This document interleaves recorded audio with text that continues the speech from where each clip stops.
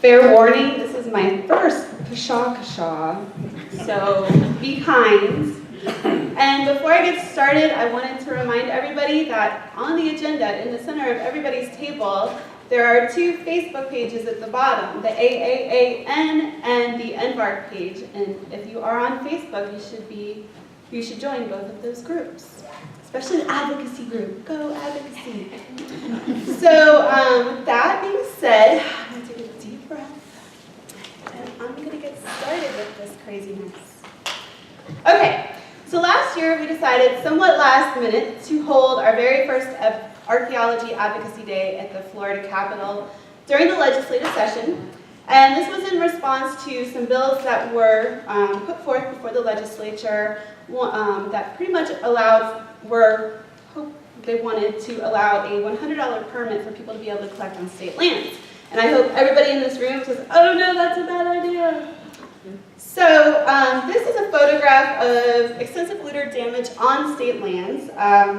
Looting on state lands isn't anything new to any of us, but in recent years, it has become even more pronounced a problem, and this may be in response to previous events that have caused a stir, as it were, in the artifact collecting community. From 1996 to 2005, there was the Isolated Finds Program, which allowed for the collection of isolated artifacts from state-owned river bottoms. Collectors were required to submit reports to DHR reporting on what they had found and where, and unfortunately many of them did not comply, and thus the program was discontinued. Then there was Operation Timucua, which was an undercover FWC operation to catch those dealing in the illegal artifact trade, and arrests were made in Florida and Georgia, and over 400 felony violations resulted. There's some court cases still being done, so we can't really talk too much about the results, I guess.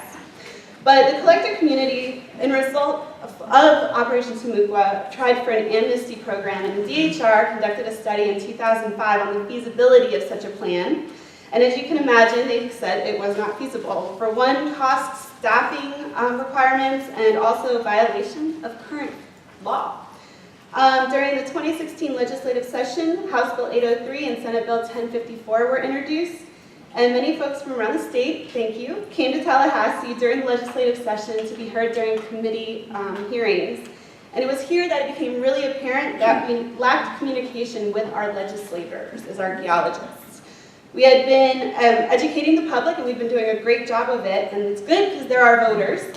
But educating our state lawmakers is something that we had been lacking, and we hadn't really taken into consideration but until this past legislative session. And not many of us considered actively fostering a relationship with them until recently, and I encourage all of you to do so. So Sarah Miller and I put our heads together. This is one of my favorite photographs. And we decided, we were thinking about what we could do to put archaeology in front of our state legislators and start the process of educating them about our state's archaeological resources and the fact that they were non-renewable resources. So Tristan Herenstein, one of our staff people, made this awesome flyer incorporating Florida Archaeology Month's poster from last year. And we posted it on social media, we distributed it to organizations statewide, and we also had a Twitter storm before and during the event and during legislative hearings.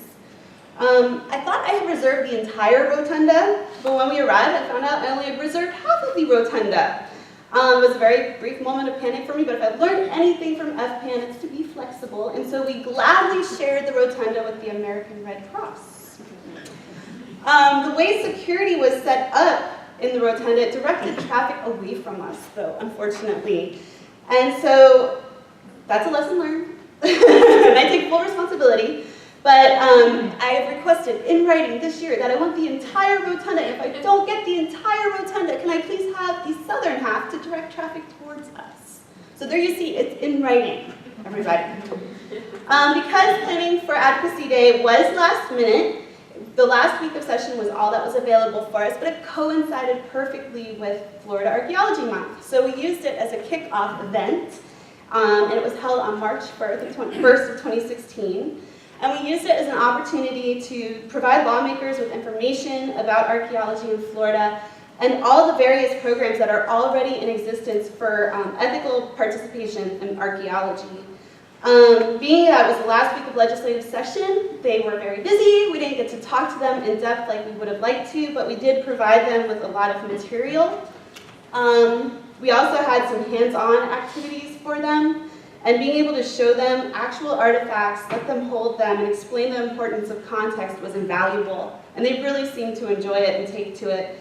We had, like I said, a variety of reading material that they could take with them later, and hopefully sit down and read that in depth and learn all about archaeology.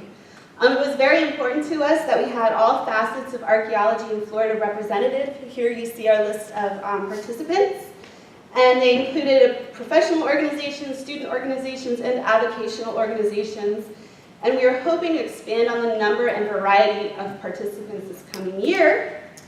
The event lasted 4 hours. We had about 200 people come by and talk to us. I've already put in the event request for 2017, so stay tuned. And we are hoping that with better planning and more participation, we can double, if not triple, those numbers. And we're hoping to promote the event better as well, and I'm going to ask for your help in that.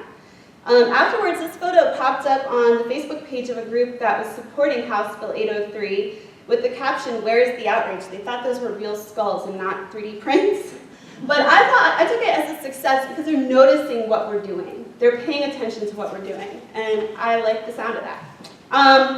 In 2017, we want to think outside of the box and invite a wider variety of organizations to participate. It would be great to have tourism bureaus, maybe some heritage tourism destinations, and why not a couple living history interpreters? Legislators love awesome photo ops, and that would be a cool photo op. So for 2017, the legislative session starts in March 7th to be exact, and we put in a request to hold Advocacy Day on March 7th. I haven't heard back from the Capitol management yet as to whether or not that date's been confirmed. So you can see our alternate dates there. Mark them all down. I want you all there. In order to make 2017 Advocacy Day a success, we need everybody to participate, and not just from North Florida, where Tallahassee is easily located. We want some of you South Florida folks and Central Florida folks as well. So put it on your calendar now. We're hopefully going to have the entire rotunda, so please don't make me be embarrassed and only fill up half of it. Okay, so please, and I will warn you all too, Sarah Miller is giving me all of your emails. So you will be hearing from me. So no excuses. All right? Thank you very much.